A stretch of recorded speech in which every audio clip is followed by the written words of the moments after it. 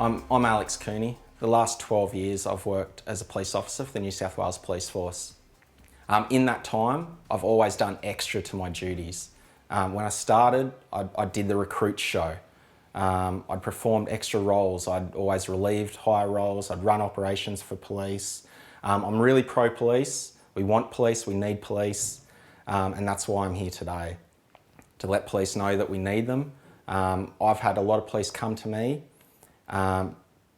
worried about what they're being asked to do at the moment. Unfortunately, no one within the police can actually speak, and that's my role. I'm here to speak for them. October last year, I wrote a letter to the Police Commissioner because I was worried that what we were doing was unjustified and unlawful, and it was eroding the police relationship with the community. We were becoming divided. It was becoming police first the citizens. People are more scared of getting a fine than they are of an alleged virus. That was an evidence-based letter I wrote. It shows that what we're enforcing that was not justified. COVID is not what we're being told it is. On top of that, we were breaching laws. COVID's not about health, it's about control. It's everything other than health, you know. Health's about you connecting. It's about being outside. It's about your interactions. It's not about isolation. So I felt someone within the police needed to bring that up. No one had. I waited a long time before I released that letter. I was waiting, and basically it got to the point where I couldn't sleep at night, not doing anything. I approached Advocate Me with what I had and asked for their assistance putting a letter together. We came up with a plan that we would do an open letter and make it public because they believed that it would be suppressed internally. So my intent behind the letter was to notify the Commissioner and all police in on it, all police within New South Wales, of what we've got and that we may be acting unlawfully. So I sent it via email internally. Now that was suppressed after 6 hours and taken off, so not a lot of people saw it. But what did happen with Advocate Me making it public is it caught traction. A lot of members of the public saw it. With that, we have had literally people come up crying, going, "Thank you, I thought there was no hope." They were aware of the tyranny that's been imposed on them, and they thought that all police were out to get them.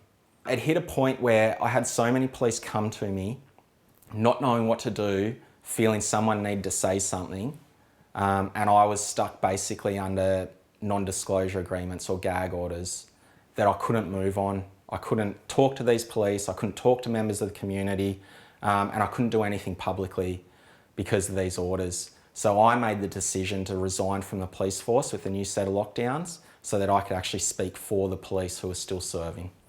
I couldn't face up as a police officer to enforce this tyranny on the population, knowing what I knew behind it. Therefore, what we're imposing upon the communities was unjustified. Further to that, we're breaching laws in imposing these things upon the community, these rules. It was unjustifiable and unlawful, and the police were being used as a tool for political and other background agendas to impose on the community. I felt someone needed to be the tip of the spear to break that ice. All I wanted to do was plant the seed. The problem with the police and the problem that I'm seeing and the phone calls that I'm getting from police, they don't want to enforce this stuff.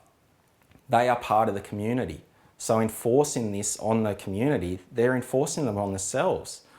If they're going to enforce this stuff, you know, they're removing their own freedoms by doing so. You know, most of the police now understand that COVID is not what we're being told it is. And they're frustrated with it. They're over it. A lot of them want to actually leave. But again, they're in a situation where they might have a mortgage or something and don't want to. There's a lot of scared police out there at the moment, fearful of where we're headed, fearful of what they're being asked to do, not wanting to do it. That's not why they join the police. They join there to help the community, to be there for members of the community when they need police. That is why, that's what gives them purpose. This is just creating a divide, and the police themselves are feeling isolated and they're really struggling with it. So many are off on stress leave since the COVID. It's clear as to what's happening to them. I've been aware for a long time that, and a lot of police are, that what is displayed on mainstream media is false. It's been able to read mainstream media and say, what are they trying to get at? And looking deep, they're pushing COVID so hard on the population. I went the other way and looked underneath. And what I found was a whole world of doctors and scientists, thousands and thousands of them, who are putting forward facts that are being ignored. Mainstream media have a lot to answer for. They're pushing this agenda. They're a tool that is, they call it programming. There's a reason they call it programming. I'm not sure where the mandatory vax comes in with the police, what the agendas are behind it. Now, within New South Wales, it's the Commissioner who has deemed it mandatory that the troops get vaccinated by the 30th of this month. Now, that hasn't come from government, that hasn't come from anywhere else, that's just a Commissioner decision. Most members of the police are lovely, even the high-ranking ones. There are a lot of police who do not want these vaccines. I have more than 170 in New South Wales that I've contact with who are adamantly not wanting the vaccine. I'm aware of many, many, many others who have already had the first shot who didn't want it, but they feel like they need the employment. It's complete coercion into having this medical procedure.